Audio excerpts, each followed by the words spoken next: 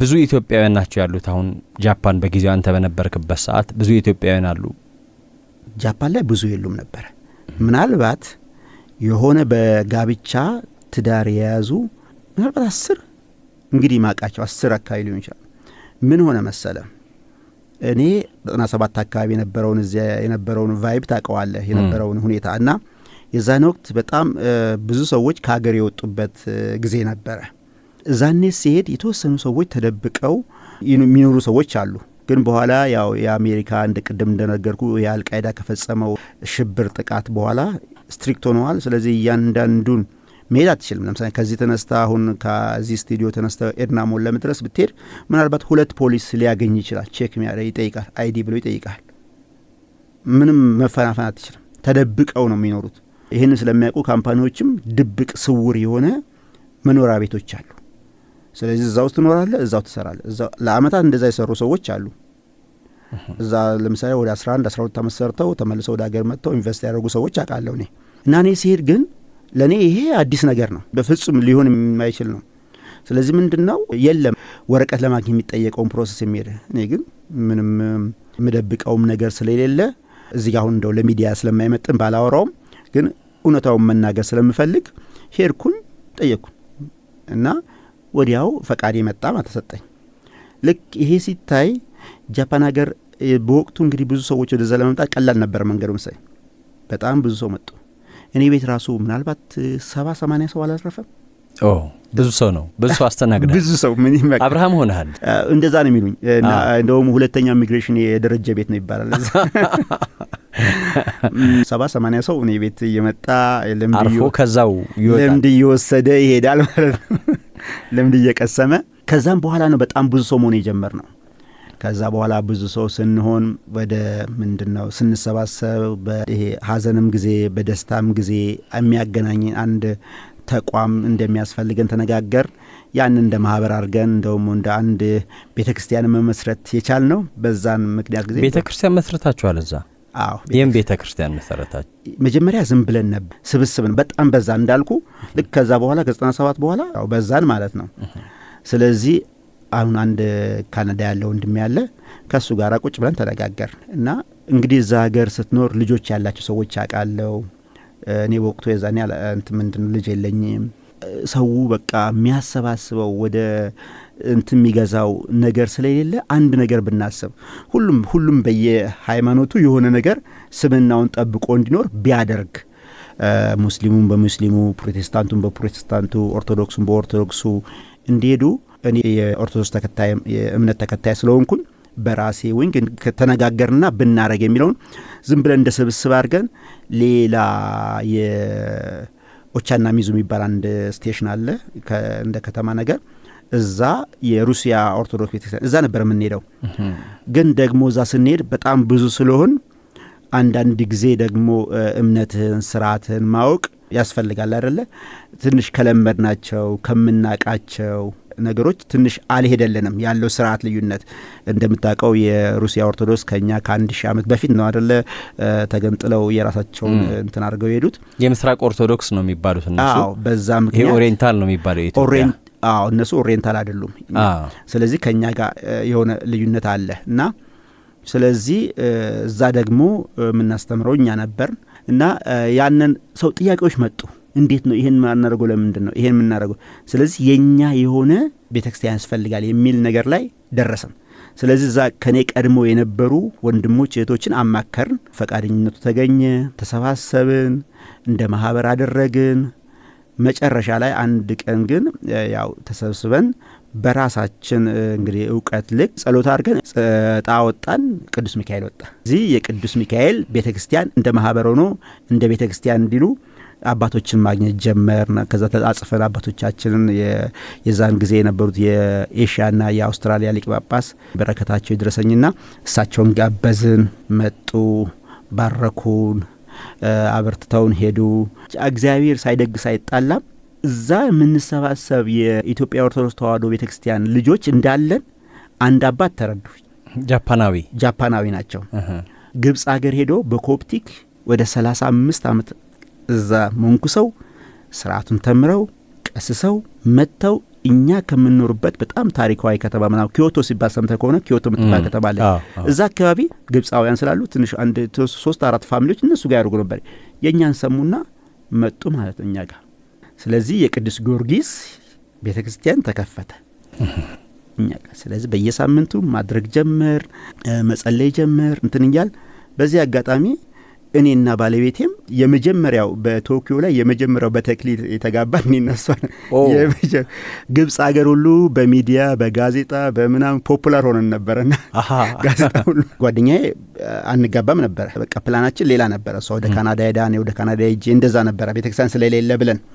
በአጋጣሚያ ሲከፈት ያው እንደ እምነታችን መሆን ስላለበት መጋባት ባለብን በዛ ስለሆነ እዛው የመጀመሪያው የሆን ከኛ በኋላ ደግሞ አንዲት ጃፓኒዝ ተከተለችን እንደዚህ እያለ ከዛ እዛ ስንወጣ ግን ጥሩ የሚሰሩ ልጆች እየለመዱ ምናምን በቃ በጣም እዛ ሀገር ቆዩ።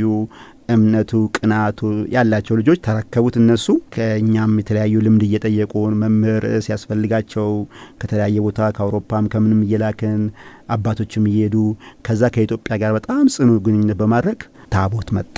በግለሰቦች ቤት ነው። ያን ግለሰቦች ፈቃደኛ የሆኑ ሰዎች ሰጥተው እዛ ነው ለጊዜው ያለው። እንደ አሜሪካና እንደ ሌላ ቦታ ቀላል አይደለም። ፈቃዱንም ለማግኘት ለመስራትም ወጪውም ቀላል አይደለም። በጣም ቶኪዮ ባይዞ በጣም ውድ የሆነች ከተማ ነች። ሁሉም ነገር ውድ ነውና እንደዛም በያህል ብታገኝ የምታወጣውም ያን ያህል ነው።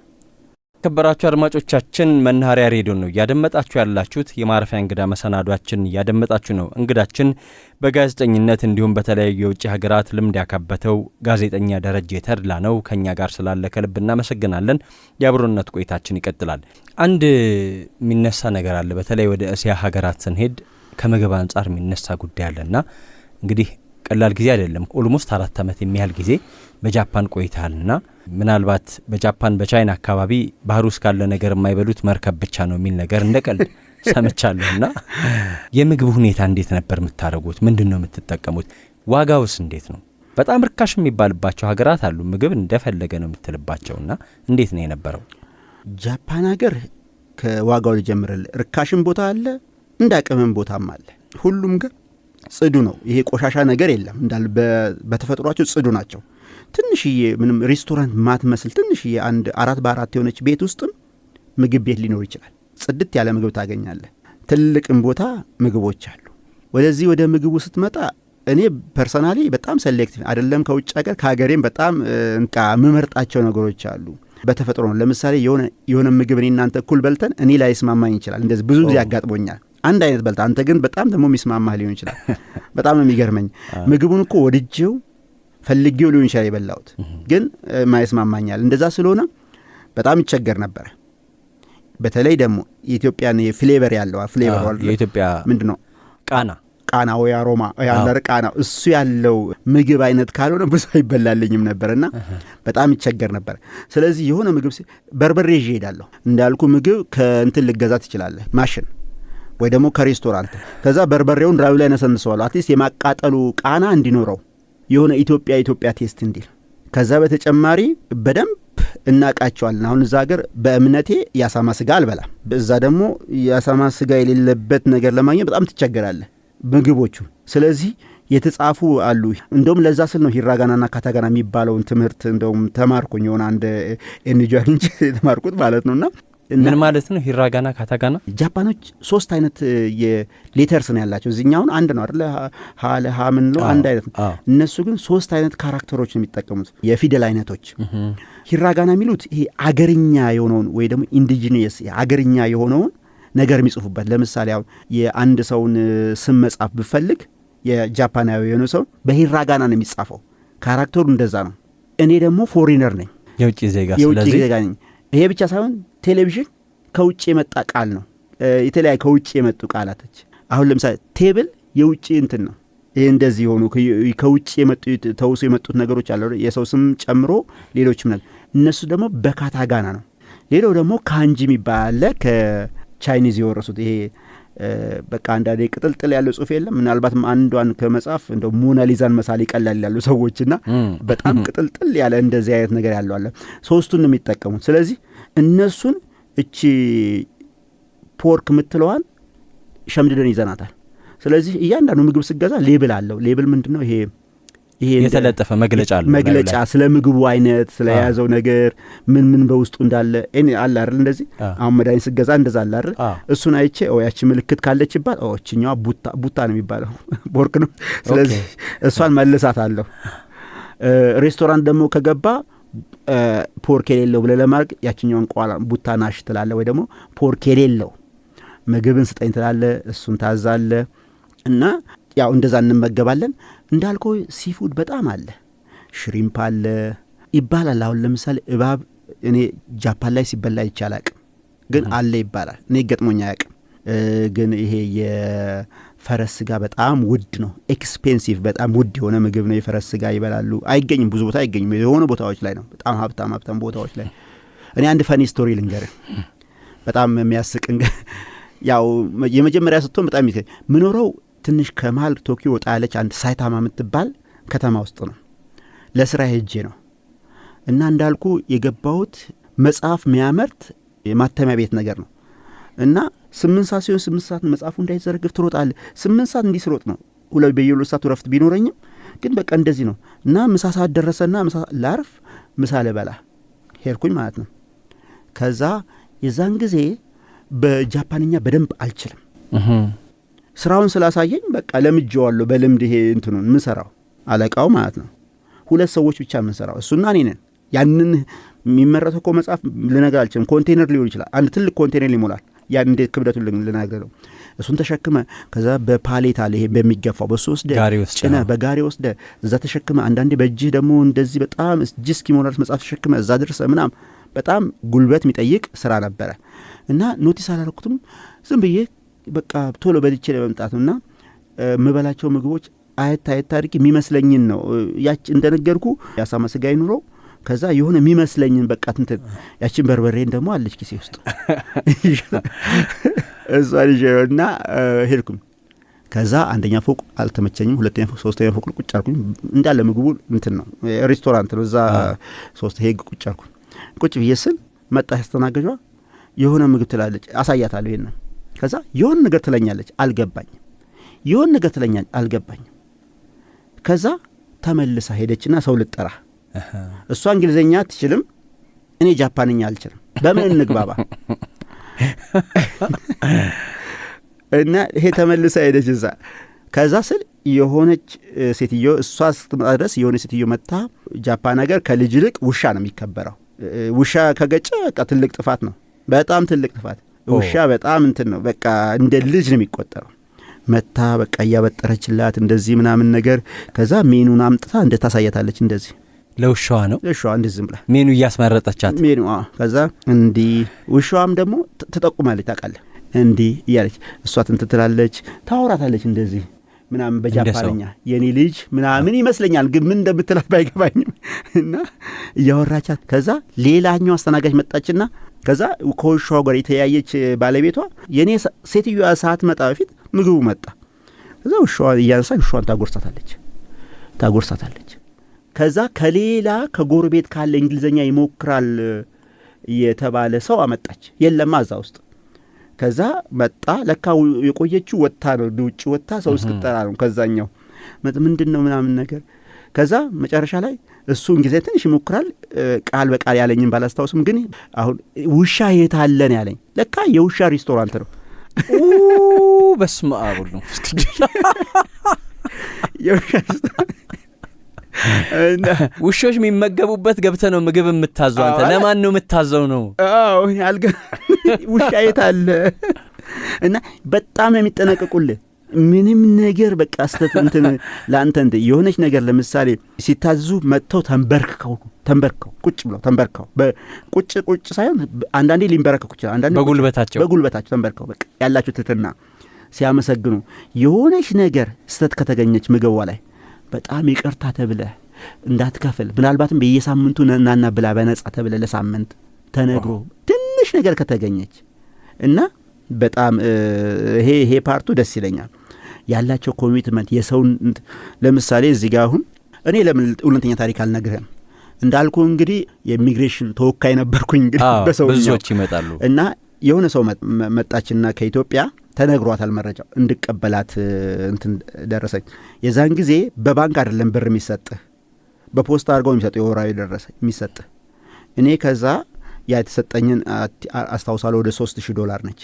ያችን በፖስታ አድርጌ ትልቅ ዋሌት አድርጌ ኪሴ ውስጥ ከትቻለሁ። እና የቀጠረችኝ ሽንጁኩ የሚባል ስቴሽን ነው። ትልቅ ስቴሽን አለ፣ ባቡር ስቴሽን በጣም ትልቁ ነው። እና እዛ ስቴሽን እሷ እንግዳ ነች።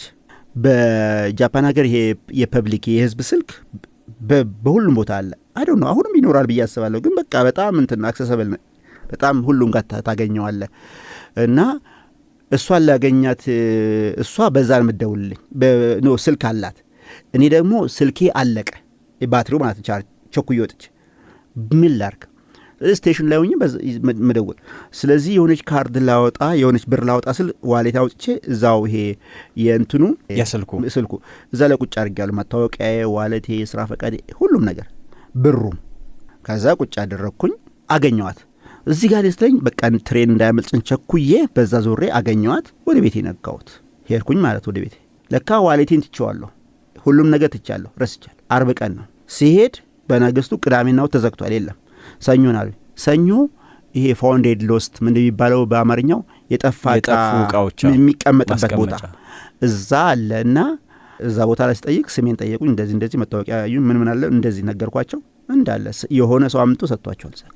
በጣም ታማኝነት አለ። ታማኝ ኮምፒውተሬን ማአት ጊዜ ጥያለሁ፣ ማአት ጊዜ ምናልባትም ከ5 ጊዜ በላይ ትሬን ውስጥ የሆነ ቦታ የሚወርድ ሰው ሄዶ የሚቀመጥበት እያንዳንዱ ቦታ የጠፋ እቃ ይቀመጥላል። ምንም ነገር ሌላ ሰው ሌላ ዜጋ ካላገኘው በስተቀር የሰውን እቃ አይወስዱ።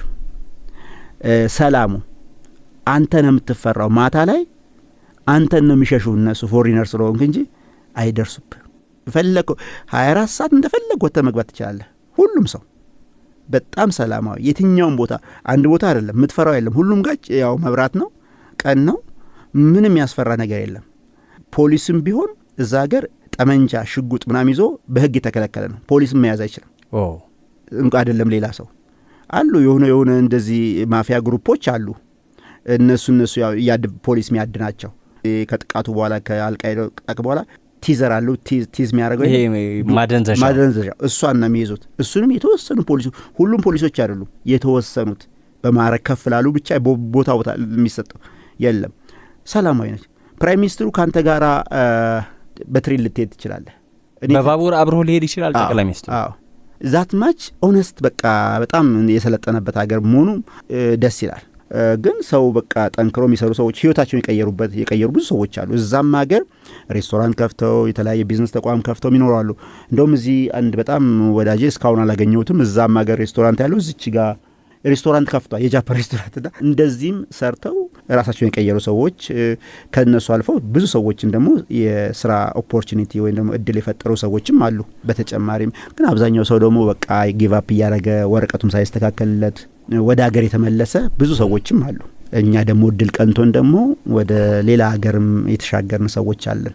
እንግዲህ ዩሮፕ ሄደዋሉ፣ ወደ አውሮፓ ሄደዋሉ፣ ካናዳ ሄደዋሉ፣ አሜሪካ ሄድናለን። 300 ምናምን ሰው ደርሰን ነበር እኔ በነበርኩበት ጊዜ። ግን አይ ቲንክ ከ2-3 ዓመት በፊት በጣም ቀነሰናል፣ ቁጥራችን የለም እንደዚህ ተመናመንን ሲሉኝ ሰምቻለሁ ልጆች።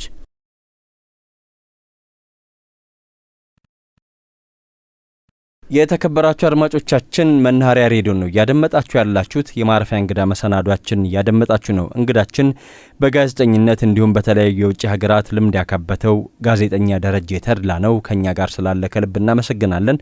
የአብሮነት ቆይታችን ይቀጥላል። ወደ ጋዜጠኝነቱ ልመለስና እዚህ በነበርክበት ወቅት የስፖርት ጋዜጠኝነት ላይ ነው የምትሰራውና በተለይ ደግሞ አትሌቲክሱ ላይ በርካታ ስራዎች ሰርተሃል።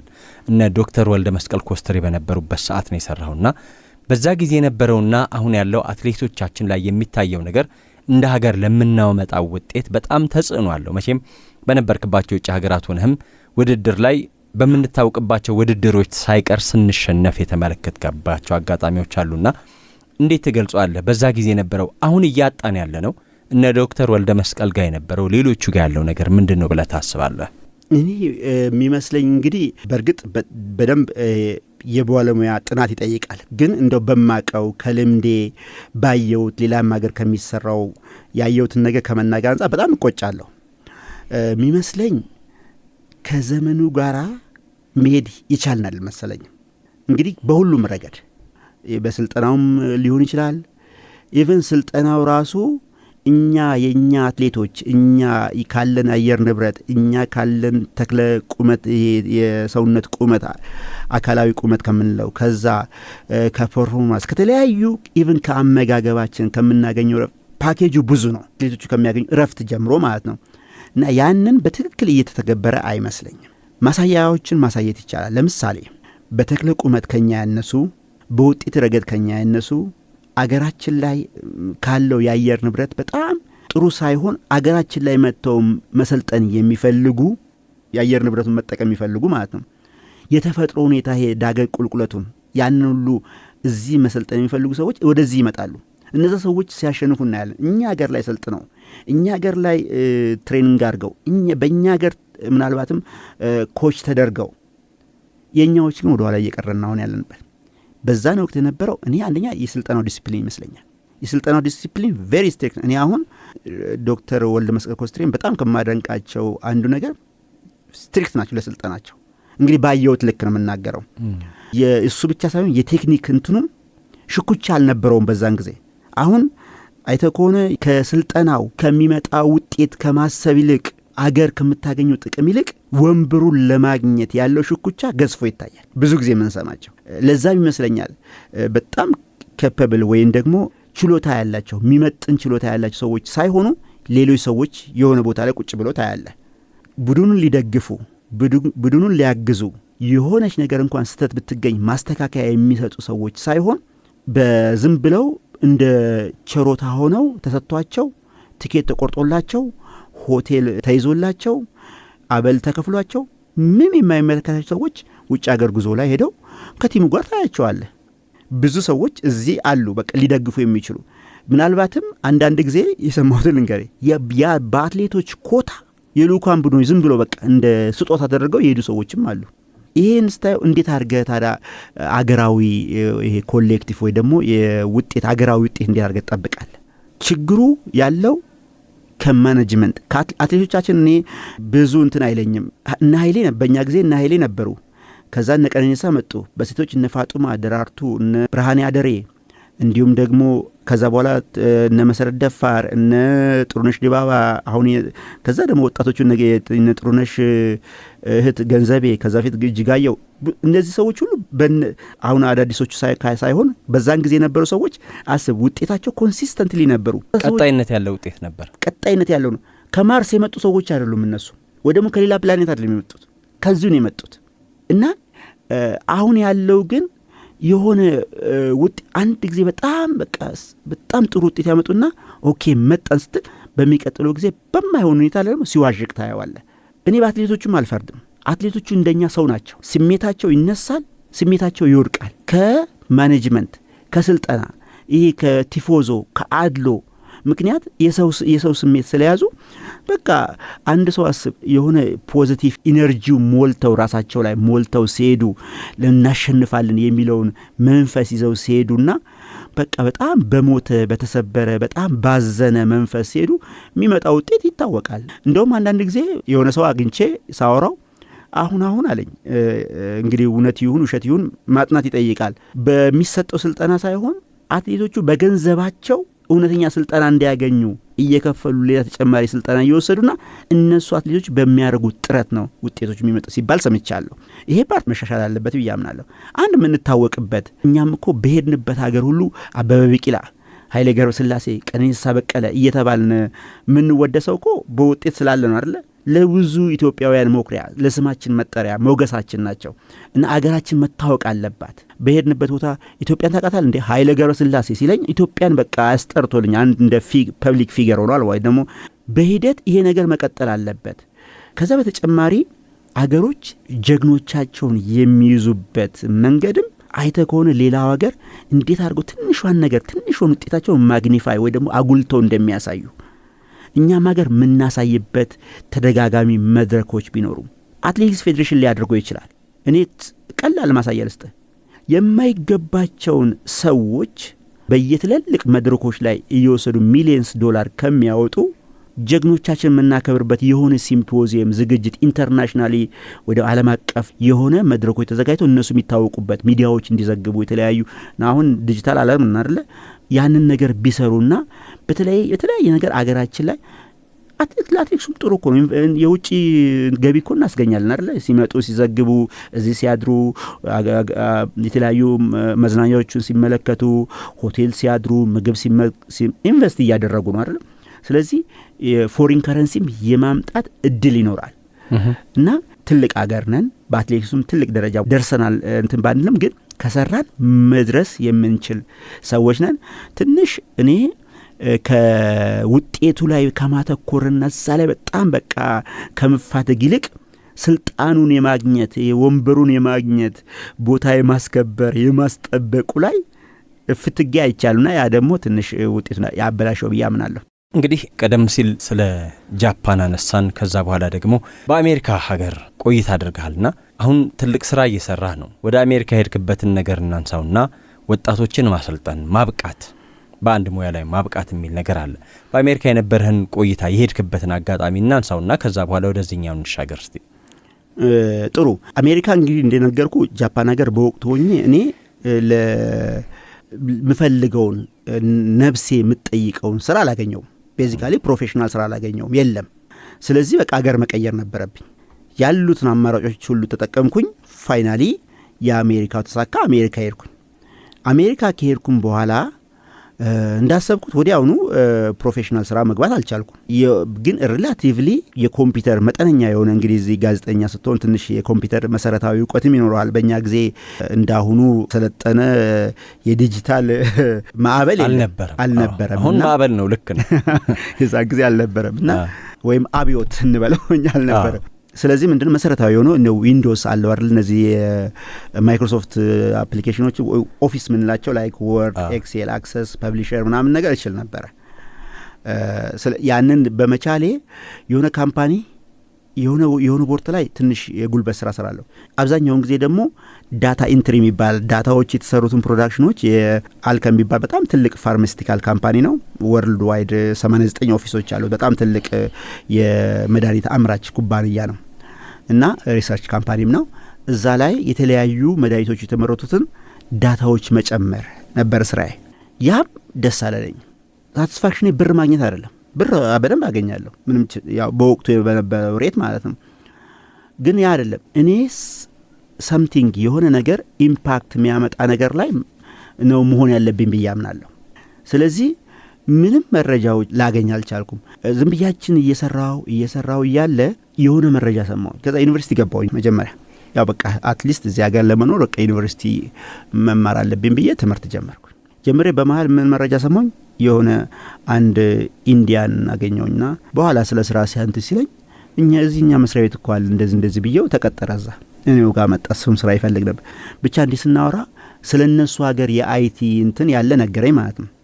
ዘን ከዛ በኋላ ምን ሆነ መሰለ፣ እንደዚህ እኮ ይሰራል፣ የግዴታ መማር የለብህም፣ እኔ እያጠናው ነው አይቲ፣ አንተም ማጥና፣ እንደዚህ ነው ብሎ አሳየን። ታሪኮች ብዙ ነገረኝ። ስለዚህ ለምንድን ነው ታዲያ 7 ዓመት ፋርማሲ ለማጥናት ነበር በቃ እንትን የነበረኝ። ፋርማሲቲካል ካምፓኒ አይደል ለምሰራው። ስለዚህ ፋርማሲ ያው እዛ ሀገር ፋርማሲ ግራጁዌት ስትባል ዶክተር ነው የምትባለው፣ ዶክተር ኦፍ ፋርማሲ ነው የሚሰጥህ እና ስለዚህ ያንን ለመያዝ ጀምሬ ነበረ። ለምን አትድከም፣ እንደዚህ ነው አሁን ፋርማሲ ግራጁዌት ብታረግ የሚከፈል ይሄንን ነው፣ ይሄን ተምረህ ይሄን ግንዘብ አጥንተህ እንድትታርቅ ይሄንን ነው የሚል። እሺ ብዬ ቁጭ ብዬ ማንበብ ጀመርኩ። መጽሐፍ ማጥናት ነው እሱ የነበረው መረጃ ያ ነው። ወይ ደግሞ ከህንድ ሀገር ኦንላይን ትሬኒንግ መውሰድ። የዛን ጊዜ ትረስቱ ደግሞ እንዳልኩት ዲጂታሉ በጣም እንትን ያለበት ጊዜ ስላልነበረ 2011 አካባቢ ነው እንግዲህ በ2011 ማለት እንግዲህ በፈረንጆች ከ15 ዓመት በፊት። ስለዚህ ኦንላይን መማር አልፈለኩም። ስለዚህ መጽሐፍ በራሴ ማንበብ።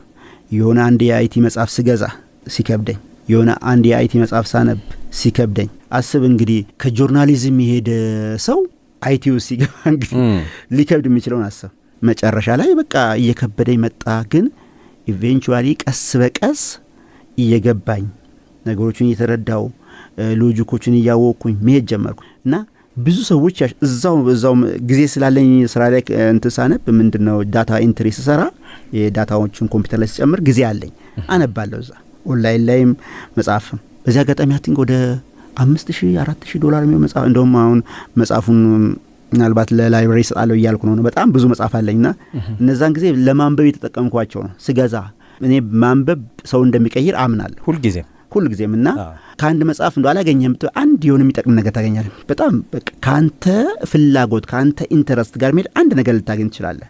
የትኛው ፔጅ ላይ እንደሆነ ግን አታውቀውም። ስለዚህ ግን ማንበብ መቀጠል ዝም ብለህ ስለዚህ ሳነብ ሲከብደኝ ምናምን ነገር ገባኝ። ብዙ ሰዎች ግን እንትን አሉብኝ፣ ተቃወሙኝ። እዛ አብረው የሚሰሩ ጓደኞች ዝም ብለህ ትለፋለህ፣ የማይሆን ጊዜን ታጠፋለህ፣ አንተ ኮምፒውተር ጎበዝ ነህ፣ ዝም ብለህ የጀመርከውን ትምህርት እንደው እንትን አልከው፣ ስኮላርም ልታገኝ ትችል ነበረ፣ ለምንድን ነው እንደዚህ በቃ ይሉኛል። ማንጹ ሐሳቦች በቃ ማንጹ ወደ ኋላ የሚመልሱ አይሆንም፣ አይሳካም በጣም ይሉኝ ነበር። እነንተናን አታያቸውም፣ ይኸውልህ እዚህ ሀገር ተምሮ እንትን ያላቸው ግን ይኸው እዚህ ናቸው፣ እነንተናን አታያቸውም እያሉ 3-4 ሰዎችን አሳዩኝ ማለት ነው። ግን እኮ እዛ ቦታ ላይ ሄደህ እንኳን እዛ ብትደርስ $4 ነው የሚጨምርልህ ከምታገኘው። ስንት ዓመት ተምረህ? 4 ዓመት 5 ዓመት ተምረህ ማለት ነው። እና መጨረሻ ላይ ምን ሆነ? ልክ እንደዛ ያው እኔ ኢትዮጵያውያን ጠንካራ ሰራተኞች ነው ያምናለሁ። እኔ እዛ በነበርኩበት ጊዜ በጣም ኮከብ ሰራተኛ ነኝ እና ሁሉም ሰው ያውቃል። በየጊዜው በየወሩ ወራዊ ስብሰባ አለ። የመድኃኒት ላይ ስትሆን ደግሞ ስህተት እንዳይገኝ ስራህን ጥንቅቅ ብለህ መገኘት ምናምን ይፈለጋል። በየስብሰባው ሁሉ ሻይኒንግ ስታር እየተባልኩ እንደተሸለምኩ ሁሉም 1 ዓመት ከ6 ወር ቆይቻለሁ። 15-16 ጊዜ ስብሰባዎች ነበሩ ማለት የወራዊ ስብሰባዎች። በሁሉም ላይ ተሸላሚ ነበርኩኝ። ስለዚህ አንድ ከጨረስኩ በኋላ ቋሚ ያደርጉኝ እንዴ ነችና ቋሚ ከሆንክ ደግሞ ኦፊስ ትገባለህ ወይ ደግሞ ወደ ውስጥ ትገባለህ። በቃ ነገሮች ሁሉ በቃ እንትን ሁሉ ነው ማለት ነው። አልጋ ባልጋ ይሆናል ይቀላሉ። ትቼ ወጣሁ፣ ስራ ያለቀኩኝ፣ ትምህርት ይገባል። ለምን በቃ ከለፋውበት ሊያስቀረኝ ነው። እኔ ለማየት እዛች ጋር ሆኖ ሰሜንትን ሆኖ እያነበብክ እውቀትን ማዳበር ነው። አይ ኖ እኔ አርጌ ወደ አይቲ ወደ ፕሮፌሽናል ወደ ሆኑ ስራ መግባት ነው። እነሱ ግን ሊያስቀሩኝ ያሰቡት እዛው በቃ የሆነች ክፍል ትገባና ካርቶን እያሸክ መሙላት፣ በጋሪ እየወሰድክ መኪና ላይ መጫን፣ ከዛ ዳታ መጨመር፣ እንደዚህ ክፍያና ደረጃ ከፍ ይላል። ክፍያዋ ደግሞ የዛን ጊዜ ትዝ ይለኛል $10 ነበር የሚሰጠን በሰዓት። እንግዲህ ከ14 ዓመት $10 በሰዓት። አሁን ለምሳሌ ወደ 3000 የምንከራየው ቤት የዛን ጊዜ 600-700 ብር ነው ዶላር። ቤት ኪራይ ላይፍ ቺፕ ነው። ግን የኔ ፍላጎቴ አይደለም፣ የኔ የነፍሴ ጥሪ አይደለም። የምወደውን አስብ መምህርነት ደስ ይለኛል። ከሱ ደግሞ ስቲል እስካሁን እስከዛሬዋም ድረስ የነፍሴ ጥሬ ብዬ ነው በጣም የምወደው በጣም በፍቅር እንደ ወደፊትም ብሰራ ብዬ አሁን በመለስ ቢኖረኝ ብዬ ማስበው እኔ ጋዜጠኝነት ነው። በጣም ወደዋለሁ። ከዛ በኋላ አሜሪካ ከገባ በኋላ ግን አሜሪካ ያው ሞክር ያለው አሜሪካ ላይ የግል ጋዜጦች ላይ ሰርቻለሁ። የተለያዩ የግል ጋዜጦች ሳይሆን ሬዲዮዎች ላይ ሰርቻለሁ። እንዲሁም ደግሞ አንዳንድ የኮሚኒቲ ሬዲዮዎች አሉ እዛ ቨርጂኒያ አካባቢ የሚሰሩ ሰርቻለሁ። ስለምወደው ተከፍሎኝ ሳይሆን በነጻ ግን ለመኖር ደግሞ እንትን ስትል ትፈልጋለህ አይደለ? ያው ኑሮ። ስለዚህ አይቲው ላይ መግባት አለብኝ ብዬ ትቼ ወደ አይቲው መጣሁ። ስራውን ለቀቅኩኝ መኖር ስለሚቀጥል። ስለዚህ ምን ሆንኩኝ? ያው ታክሲ ድራይቨር ተቀየረ ላይፍ እንግዲህ ኡበር ማለት የዛን ጊዜ ኡበር አልጀመረም፣ ግን ዝም ብሎ ኖርማል ታክሲ ሎካል ካፕስ ምንላቸው አሉ። እነሱ ነው ሄደ። ደስ የሚለው አንዴ ሁለቴ ከኤርፖርት ወደ ከተማ ካመጣ ከ100 ብር በላይ ታገኛለህ። ዛት ሚንስ እዛ 8 ወር የምትቆይበት 8 ሰዓት የምትቆይበት እዚህ በጣም ታገኘዋለህ። ግን ምንድነው ያው ላይሰንሱ ትከፍላለህ ደግሞ በዛን አሁን የለም ነበር እየከፈልክ ላይሰንሱ የተወሰነ ብር ብቻ እንደዛ እያልኩኝ ከዛ ኡበር መጣ። ኡበር ገባሁኝ 8 ወር ሰርቼ የመጀመሪያው እንትን ላይ ምንድነው ኢንተርቪው ማድረግ ጀመርኩኝ። ያው እንዱ ነግሮኛል እንዴት እንደሚደረግ ምናምን ነገር። እሱም እኔን ተከትሎ ወጣ። ብቻ አንድ 8 ወር እንደነበር በ8ኛ ወሬ ላይ ኢንተርቪው ማድረግ ጀመርኩኝ ምናምን ነገር። ስራ አገኘሁ በአይቲው ማለት ነው። በአይቲው አልከም የሚባለው አሁን ኖቫርትስ ተብሏል። እዛ ካምፓኒ የሚከፈለኝ የነበረው $10 ነው ብያለሁ በሰዓት። እዚህኛው 48 ብር ከ3 ሳንቲም ነበረ በሰዓት የሚከፈለኝ። በአይት ልዩነት ነው ያለው። ልዩነቱ በዛ ላይ የተቀጠርኩ ካምፓኒ ትልቅ ሃሊበርተን የሚባል የጆርጅ ቡሽ ኦይል ካምፓኒ ውስጥ ነው። ሶፍትዌርን ዴቨሎፕ ማድረገው ቀላል አይደለም። ጀማሪ ሆነ በግልህ አንብበ ምንም አይነት ላይፍ የሆነ ፕሮጀክት ወይ ደግሞ ይሄን ሰርቻለሁ ብለ ልምድ ያላረከው ለሰው የምታሳየው በሌለበት ዝም ብለ መጽሐፍ አንብበ በራስህ ብቻ እዛው ላይ ተለማምደህ ገብተህ ስራው ላይ ስገባ ይከብዳል። የዛን ጊዜ ደግሞ የነበረው እንዳሁኑ ቀላል አይደለም። የዛን ጊዜ ፕላትፎርሞቹ በጣም ከባድ ነበሩ። ለምሳሌ አንድ ሼር ፖይንት የሚባል አፕሊኬሽን አለ፣ የማይክሮሶፍት ፕላትፎርም ነው እና 100% ፉሊ C# የሚባል እንትን አለ፣ ኮድ አለ፣ ፕሮግራሚንግ ላንጉዌጅ አለ። በC# ነው የተሰራው እና እኔ ደግሞ ያው ሲሻርፕ አንብቤ ያለው አጥንቻለሁ። ግን ማንበብና ሪሊ የሆነ በትምህርት የምታገኘውና ዛች ለራስ ሆምወርክ መስራትና አክቹዋል ስራው እውነተኛው ስራው ሲመጣ የምታረገው ፕሮዳክሽን ኢንቫይሮንመንት ላይ ነው አይደለ? እዛው ስራው ዋናው ላይ የምታረገው ይለያል። ሌሊቱን ሙሉ ሳነባድርና እሄዳለሁ፣ ሌሊቱን ሳነባድርና እሄዳለሁ፣ ሰራለሁ። በቃ ስንት ቀን እንቅልፍ አጥቻለሁ መሰለኝ። እሱን እግዚአብሔር ይቁጠራቸው። የዘመናችን ጋዜጠኝነት የዘመናችን ስራ አጠቃላይ ወጣቱ ጋር የምንመለከተው ነገር አለ። እንግዲህ ጸንቶ ስለመስራት ጠንክሮ ስለመስራት እያነሳን ነበርና ያንን ስራ ያዝከውን ነገር ጥግ ለማድረስ ብዙ ጠውረዶች አሉ። አሁን ደግሞ ነገሮችን ኢዚ ጎይንግ የማድረግ ፍላጎት፣ በቀላሉ አንድ ነገር ላይ መድረስ፣ ኢዚ መኒ፣ ኢዚ ሰምቲንግ ይሄ ቃሉ በቀጥታ ከውጭ መጥቶ እሱን እየተጠቀምን ያለ ነውና በርትቶ መስራት፣ አንድ ነገር ላይ መድረስ እንዴት ትመለከቷለህ? እሱን ናሳ ሰርቻለሁ፣ እየሰራው ነው። አሁን ናሳ ኦልሬዲ ኮንትራት ጨርሼ እያረካከብኩ ነው። ግን ቀጣይ ሌላ ፕሮጀክት ደግሞ ኦልሬዲ ጀምሬያለሁ። አሁን ምንድነው ቪዲኤች ቨርጂኒያ ዲፓርትመንት ኦፍ ሄልዝ የሚባል ትልቅ ካምፓኒ አለ፣ የራሱ የቨርጂኒያ ስቴቱ የሄልዝ ዲፓርትመንት፣ እዛ ላይ አፕሊኬሽን እየሰራው ነው። አንደኛ ባትወጣም መሮጥ ካላቋረጥክ አንደኛ የወጣው የደረሰበት ቦታ ትደርሳለህ ይባላልና ሁልጊዜም ትራክህ ላይ ሆነህ ሩጫህን ካላቋረጥክ በስተቀር የሆነ ነገር ላይ መድረስህ የታወቀ ነገር ነው። በትንሽ ጊዜ ውስጥ ነገሮች ይቀየራሉ። አሁን እያሱ የሚቀየሩት ነገሮች እያየን አይደለ? አንዳንዱ ሰዎች በቃ ፈዘው ደግሞ አይ ምንም ዋጋ የለንም ኤአይ ስራችን ይጠቀናል። ለምሳሌ ተጠራጠር፣ አሁን ሴልስ ላይ ያሉ ሰዎች ኤአይ ስራቸውን ሊወስድ ይችላል።